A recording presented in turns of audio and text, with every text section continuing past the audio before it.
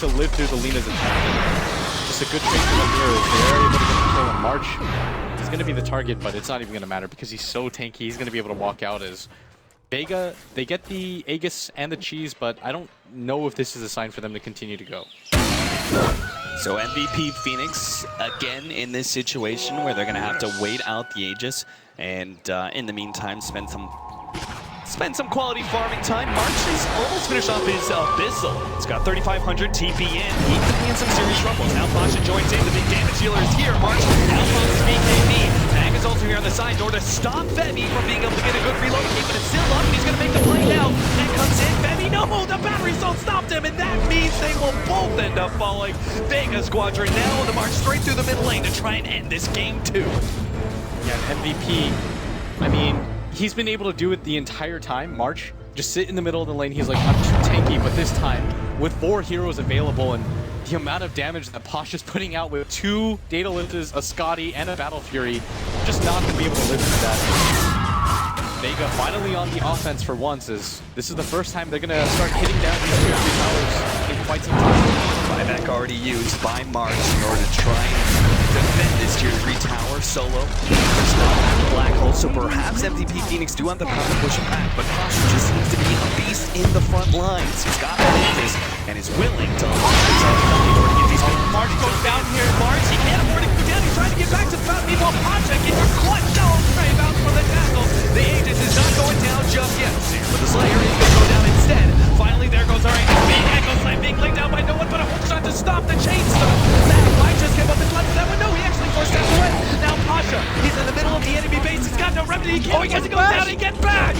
He ends up going down as well. MVP Phoenix draw this game out a bit long. Oh, and they go for the relocate in this mid too, and they're putting so much pressure, they immediately force the buyback. But if March goes down, he's going to be locked up in the hook shot. They need to be able to get the relocate out, but it's not there in time. March is down for 100 seconds.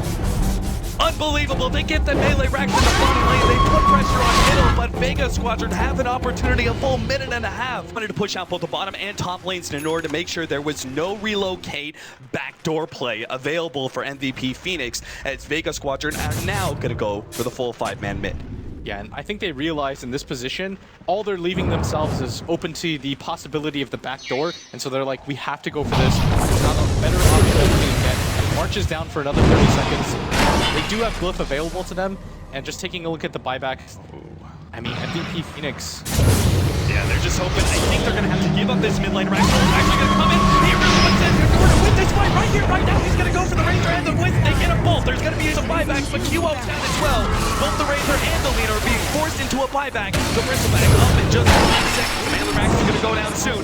But oh, the Sleight of Fist coming out does a bit of chip damage, both QO and Kai-P. No, they actually can't get the Mailer Rax out. They're going to be caught here. QO is going to be able to get the spin up on Mag. He has no 4-stab play. There's only the Shallow Grave hook shot to the side. TV out. Does he actually get away from this one? No, the Heal Center is there in time. QO stops him dead in his tracks, and they get the kill in the end.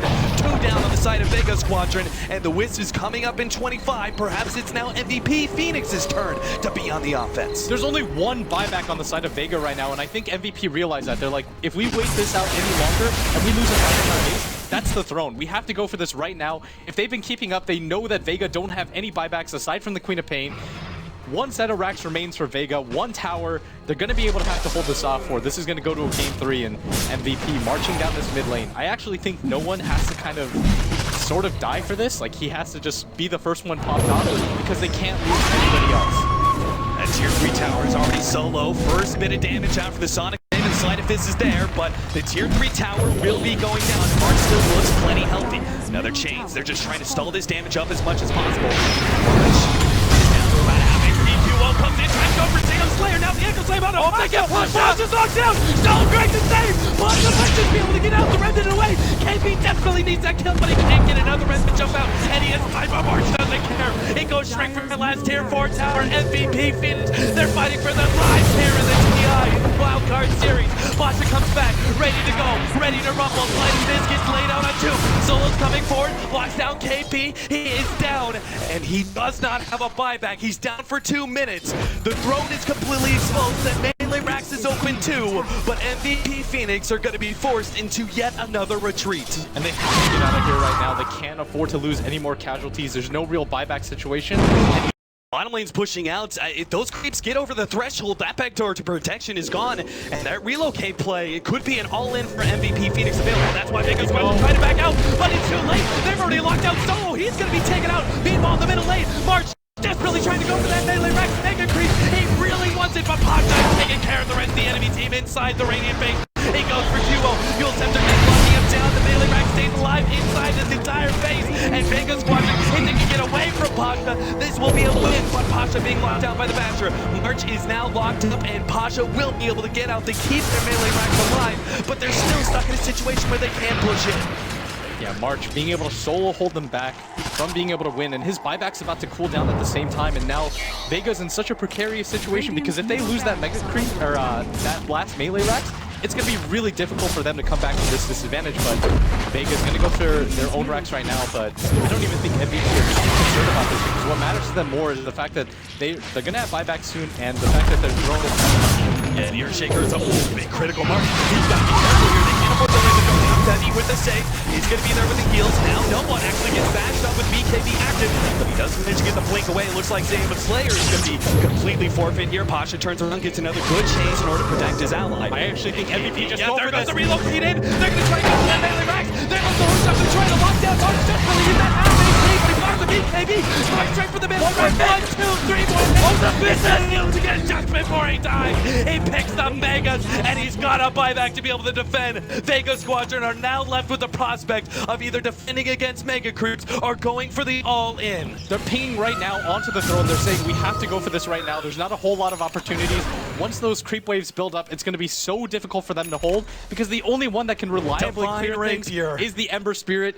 This is the all-in of all-in plays because if he loses this, doesn't have a buyback whatsoever, he actually had the money for it, and he opts to go for the Divine instead. But even if they can win a fight, look at the top lane. It's a gigantic creep wave, and their throne is completely exposed. Again, there could be a potential relocate play in just 20 seconds, even if it isn't the Bristleback, perhaps just a Razor. He's able to take it down, but Vega Squadron, desperate for being able to get this clean 2-0 up against MVP Phoenix, who are fighting for their lives here in this TI tournament. Vega Squadron start going for their tier 4 towers. MVP Phoenix just trying to slow him down as much as possible. There goes the buyback up for March.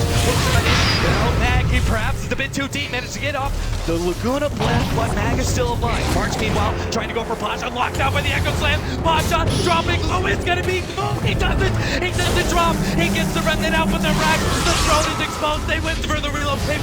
Pasha trying to make the defense here. Nobody is going for the freeze, but no, the throne is dying. 700 HP, that's all that's left. QO, desperate to be able to get this one. 200 HP, it's over. MVP Phoenix, they get game number 2, and they push it to a game 3.